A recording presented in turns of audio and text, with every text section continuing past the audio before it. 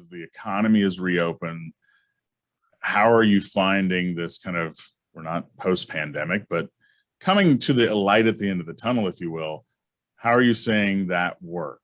As you've been on the road, you've been traveling and helping these locations reopen as part of their reopening checklists.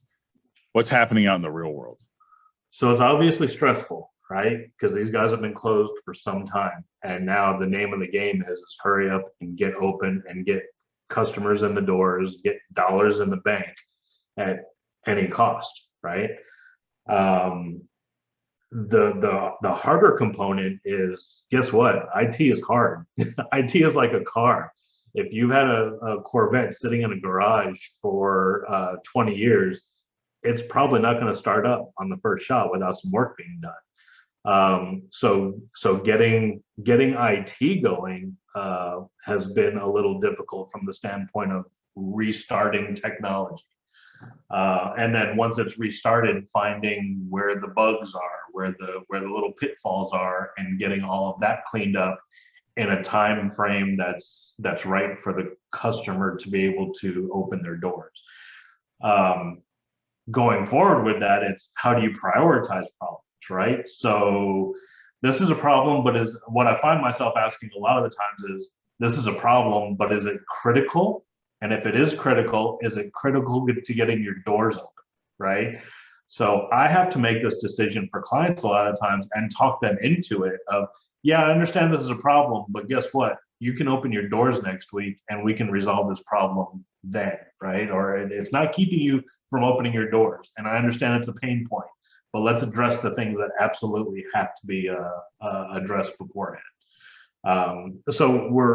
I'm almost a psychologist in that standpoint, right? A technical psychologist, and that, hey, work with me. Let me walk you through this and show you why it's not as bad of a problem as you think it is, or it may be an absolute problem and we absolutely have to get it fixed. Yeah. Fair point. And Cassondra, you've been back out now that people are vaccinated. They're starting to go to business lunches. They're starting to have networking events and things like that. How has business development morphed from last year to this year? I know our marketing has certainly morphed, for that team, moving quickly to all digital and doing these webisodes, for example.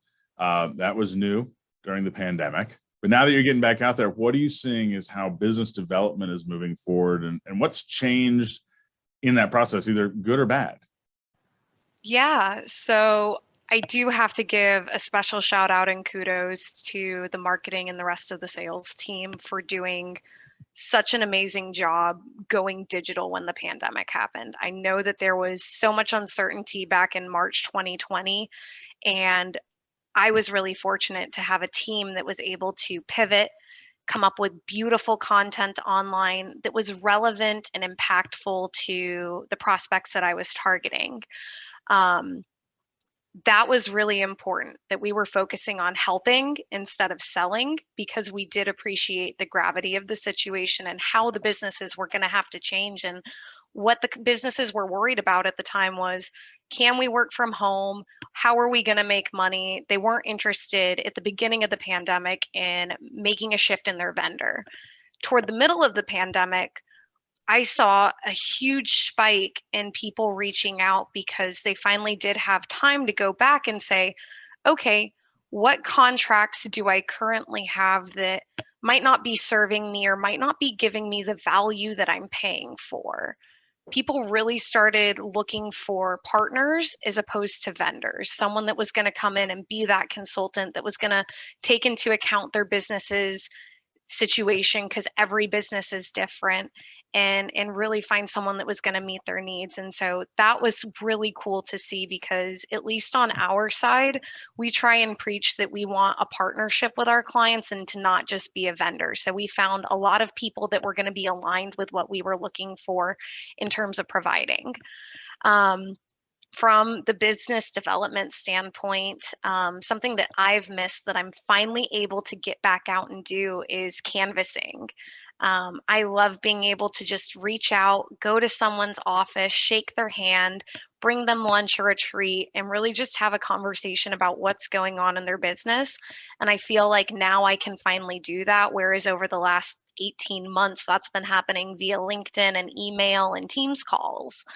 So that's been absolutely fantastic. And I think that people have a newfound appreciation for, just getting together for lunch, really having that conversation with their partner, and making the most out of in-person events.